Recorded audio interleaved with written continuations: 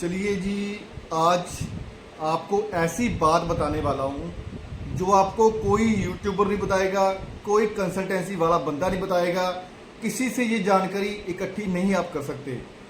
इस वीडियो को देखने से पहले एक पेन ले लीजिए, एक कॉपी ले लीजिए, ठीक है। आज मैं आपको बताने वाला हूँ क्रोएशिया का होल प्रोसेस कैसे होता है, आपकी फ़ाइल कैसे लगती है कंसल्टेंसी में, या कोई यूट्यूबर आपकी फ़ाइल कैसे लगाता है।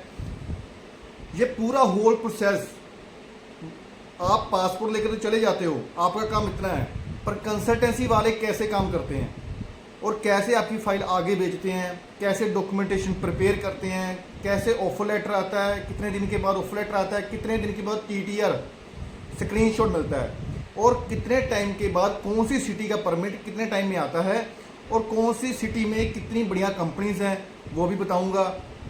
और परमिट आने के बाद वीज़ा कैसे मिलता है, कैसे रिजेक्ट होता है, किन कारणों से रिजेक्ट होता है, वो आज पूरा का पूरा प्रोसेस बताने वाला हूँ। बस इसके लिए आपको एक पेन लगेगा और एक कॉपी ले लीजिए ताकि आप पूरी डिटेल लिख लीजिए, क्योंकि ये जो मैं बताने वाला हूँ, मैं आपको ये बोल देता हूँ, किसी यूट्यूबर ने आपको ये बताना नहीं है, बता रहा हूँ मैं। तो ध्यान से सुनना, पूरा वीडियो स्किप मत करना, और आपके अगर ये वीडियो पसंद आता है तो आपके भाई के चैनल को लाइक करना, शेयर करना, सब्सक्राइब करना दबा दबा के। तो चलिए वीडियो की शुरुआत करता हूँ। मेरे चैनल के साथ जुड़े रहिए, संधू बैकपैकर के साथ, और पहला प्रोसेस बताने वाला हूँ। तो चलिए, मान लो आप क्रोएशिया के बारे में सोच रहे हो घर बैठे, पूरा इमेजिन कीजिए उस चीज़ को। क्रोएशिया के बारे में सोच रहे हो कि यार क्रोएशिया में किस फील्ड में फ़ाइल लगाऊं, फ्रेशर है, स्टील कोई स्किल्ड बंदा है, तो किस चीज़ में फ़ाइल लगाऊं कि मेरा वीज़ा लग जाए। आपके दिमाग में बस यही होता है कि मेरा वीज़ा लग जाए, मेरा टाइम ख़राब ना हो, 6 से 8 महीने ख़राब ना हो, कि मेरा वीज़ा लग जाए। देखो, सिंपल सी बात है, पहला प्रोसेस करना चाहते हो, घर से चलना चाहते हो पासपोर्ट लेके, तो एक चीज़ का बिल्कुल ध्यान रखो, वीज़ा रिजेक्ट हो सकता है। आज के टाइम में अगर बात करूं तो 70% और 80% सक्सेस रेट है। 70% और 80%। हाँ, आगे मैं आप इस वीडियो में आगे बताऊंगा वो क्यों है, ठीक है। और घर से चलने से पहले ये बताओ कि रिजेक्शन आ सकता है। घर से चलने से पहले ये सोचिए, दिमाग लगाइए, रिजेक्शन आ सकता है, जरूरी नहीं है कि वीज़ा ही लगेगा। और आप चल तो जाते हो कंसल्टेंसी में, आप पासपोर्ट देने जाते हो, अपनी PCC देने जाते हो, या पूरी PDF फाइल देने जाते हो, 10वीं 12वीं सर्टिफिकेट देने जाते हो, चाहे सिक्योरिटी तौर पे आप पासपोर्ट जमा करवाना ही पड़ता है, ये तो सबको ही पता है।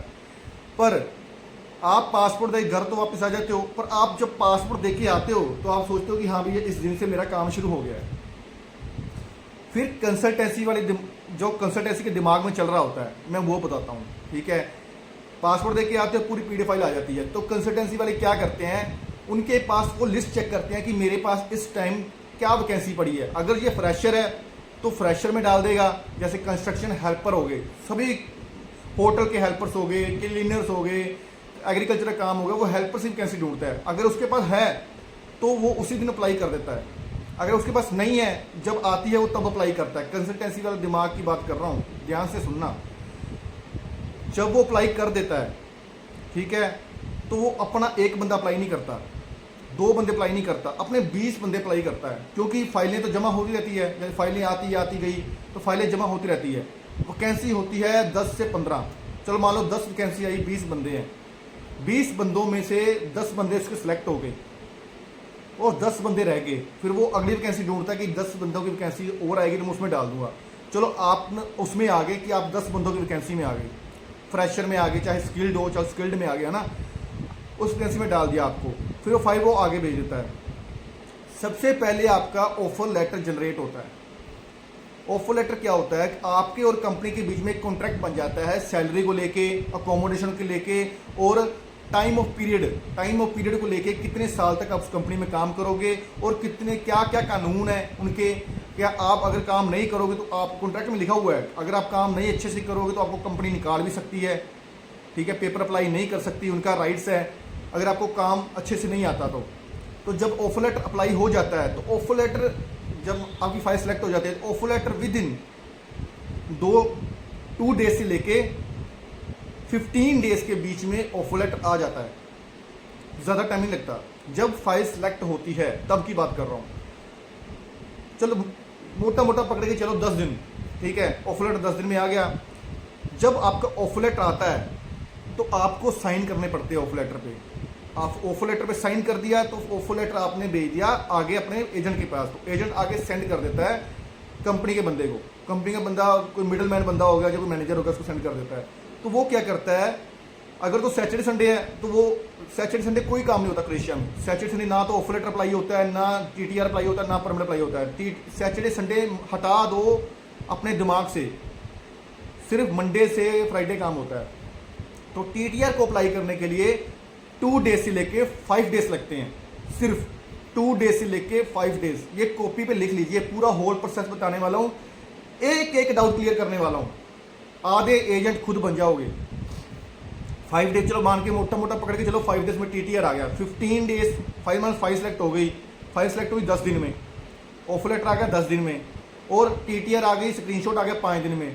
चलो 1 महीना मान लो कि 1 महीने में आपको स्क्रीनशॉट मिल गया, आपका काम खत्म हो गया, आपको टीटीआर मिल गया। हाँ, ये बात ध्यान से सुनना, सम केसेस में, कुछ केसेस में कंपनी का बंदा टीटीआर नहीं देता, स्क्रीनशॉट नहीं देता।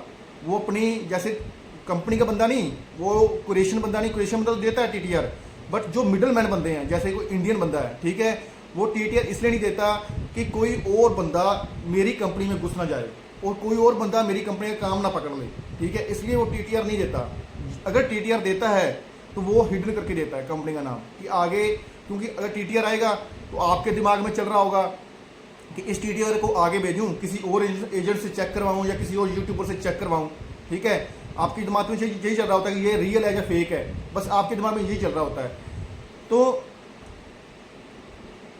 इसलिए वो टीटीआर सेंड नहीं करते। हाँ, कुछ बंदे टीटीआर सेंड कर देते हैं क्योंकि उनको होता है कि यार तो चलो हमने दे दिया, है ना, हिडन करके देना। चलो एक सिक्योर बात भी होती है कि और कई बंदे ऐसे होते हैं कि वो टीटीआर का कंपनी का नाम चेक करके उनकी मेल आईडी निकाल के मेल आईडी पे मैसेज करना शुरू कर देते हैं कि सर मेरे को भी कैंसिल, मेरे को भी कैंसिल, तो वैकेंसी कम हो जाती है, इसलिए बंदा हिडन करके देता है, ठीक है। और इसके बाद क्या होता है, जब टीटीआर अप्लाई हो जाती है उस दिन नेक्स्ट डे से, कि जब मान लो आज टीटीआर मिल गई तो नेक्स्ट डे से आपका परमिट अप्लाई हो गया मान लो, वैसे तो उसी दिन हो जाता है, बट आप वो दिन काउंट मत करना, नेक्स्ट डे आप काउंट करना।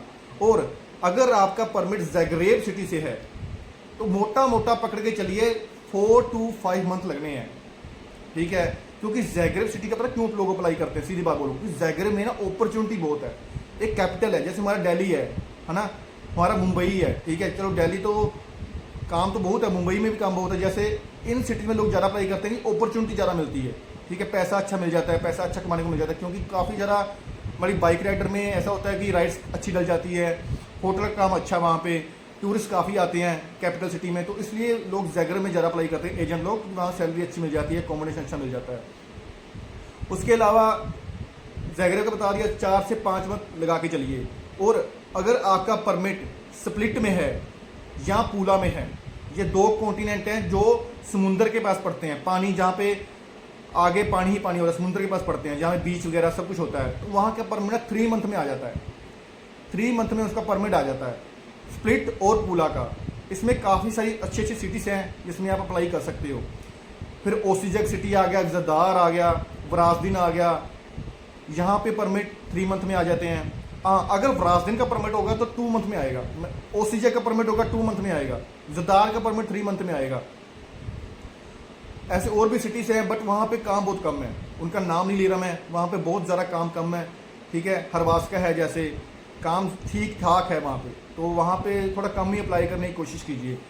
तो ये मैंने परमिट का ही बता दिया कि परमिट कितने टाइम में आ रहा है, ठीक है। मान लो कि चलो मोटा मोटा लगा लो कि 3 मंथ में आपका परमिट आ रहा है, 1 मंथ आपका सिलेक्शन पे टीटीआर पे लग गया, 3 मंथ आपका परमिट पे लग गया, 4 मंथ हो गया। 4 मंथ कंप्लीट होने के बाद चलो आपका परमिट आ गया, फिर होता है, फिर कंसल्टेंसी वाले जिनके परमिट आ जाता है, चलो वो परमिट भी वो हिडन करके भेजते हैं कि कंपनी का नाम हिडन करके भेज दिया। चलो मैं उस चीज़ को गलत नहीं मानता भाई, देखो आज के लोग, आज के टाइम में बहुत लोग हैं जो घुसना चाहते हैं, जो चोंच मारना चाहते हैं ना, चोंच मारना चाहते हैं। ऐसी बात हुई पड़ी है कि जो अच्छी कंपनी होती है उसमें सभी के सभी एजेंट घुसना चाहते हैं, इसलिए वो हिडन करके भेजते हैं। हाँ, अगर आपके बंदे पे आपके विश्वास है, आगे अगर आपके एजेंट पे आपको विश्वास है तो बैठे रहिए, अगर नहीं विश्वास तो मत बैठिए, वो आपकी मर्जी है, ठीक है। परमिट आने के बाद 15 दिन लगते हैं भाई बायोमेट्रिक लेने में। सही बताऊं तो बायोमेट्रिक खुलती है, अगर मान लो आज तारीख होगी 6-7, ठीक है, तो बायोमेट्रिक खुलेगी 11-12 को, वो भी 16, 17, 18 और 22, 19 और 22, ठीक है। तो बायोमेट्रिक लेने का टाइम मान के चलिए 15 दिन, कि 15 दिन में आपकी बायोमेट्रिक हो जाएगी, तो 4.5 मंथ हो गए। और बायोमेट्रिक होने के बाद ऐसा मत मान लीजिए कि जब बायोमेट्रिक होगी तो मेरी फाइल लग गई, मेरा काम हो गया। बायोमेट्रिक होने के बाद विद इन 2 या 3 डेज में आपकी फाइल जाती है कॉन्सुलेट के पास, एम्बेसी में जाती है। वीएफएस में फाइल सबमिट होने के बाद आपकी फाइल वीएफएस आगे कोरियर करता है कॉन्सुलेट के पास, ठीक है, जो वीज़ा ऑफिसर होता है, ठीक है। और ऐसा नहीं कि वीज़ा ऑफिसर के पास जाती है, वीज़ा ऑफिसर खोल के बैठ गया आपकी फाइल तो चेक करने का लग गया, ऐसा कुछ नहीं है। आपकी फाइल मान लो 100 फाइल्स हैं, मान लो 99 फाइल्स हैं, तो आपकी फाइल जब वीएफएस से आती है तो 100 के बीच में घुसा देते हैं। 100वीं फाइल आपकी है, वो पहली फाइल ही चेक करेगा ना, पहली थोड़ी आपकी घुसेड़ के आपकी चेक कर देगा, ऐसा कुछ नहीं होता भाई। जब आपका टाइम आएगा तब आपको पता भी चल जाएगा। तो उसके बाद क्या होता है, जब कभी बायोमेट्रिक होगी, मान लो 7 तारीख को बायोमेट्रिक हुई है, सैटरडे संडे बीच में काउंट मत करो, 2 दिन मंगलवार को आपकी जो फाइल है कॉन्सुलेट के पास चलेगी, तो मंगलवार से दिन काउंट करना शुरू करो। 35 दिन 35 डेज से लेके आगे 100 डेज तक काउंट करना शुरू कर दो, ठीक है, कि आपका वीज़ा लग सकता है। 35 डेज के बाद और 100 डेज से पहले आपका वीज़ा 99% श्योर लग सकता है, मतलब रिजल्ट आ सकता है, रिजल्ट आ सकता है, वीज़ा नहीं कह बात कर रहा हूँ, रिजल्ट आ सकता है आपका उस बिहाफ पे, ठीक है। कुछ कंपनियां तो इतनी जल्दी में होती है कि वो 45 डेज में वीज़ा दिलवा सकती है, 100 मतलब 60 दिन में वीज़ा लगवा सकती है। और एक बात बोल दूँ, 100 डेज क्यों लगता है, मान लो कंपनी का कॉन्ट्रैक्ट ही लेट स्टार्ट हो रहा है, 100 डेज इसलिए लगता है कि मान लो कंपनी ने आज अप्लाई कर दिया, मान लो एडवांस में अप्लाई कर दिया और कंपनी का कॉन्ट्रैक्ट स्टार्ट हो रहा है 100 डेज के बाद, ठीक है, और इसलिए आपका पर वीज़ा लेट आता है भाई। सीधी सी बात है, ये सच्चाई कोई बताएगा नहीं भाई, एक बंदा मेरे को ढूंढ के बता दो ये सच्चाई बताएगा, ठीक है। 100 डेज के बाद वीज़ा इसलिए लगता है कि उसका कॉन्ट्रैक्ट कंपनी का लेट स्टार्ट होता है, इसलिए आपका वीज़ा भी लेट आता है। रिजल्ट मतलब रिजल्ट, अगर वीज़ा 100 डेज से बाहर आ रहा है तो इसलिए इसी कारण से आ रहा है। अगर जल्दी आ रहा है तो मान लो उस कंपनी का कॉन्ट्रैक्ट भी जल्दी स्टार्ट हो रहा है, इसलिए आपका वीज़ा भी जल्दी आ रहा है। और रिजेक्शन के 3 कारण है भाई, सीधी बात है, 3 कारण है रिजेक्शन के, लिख लेना।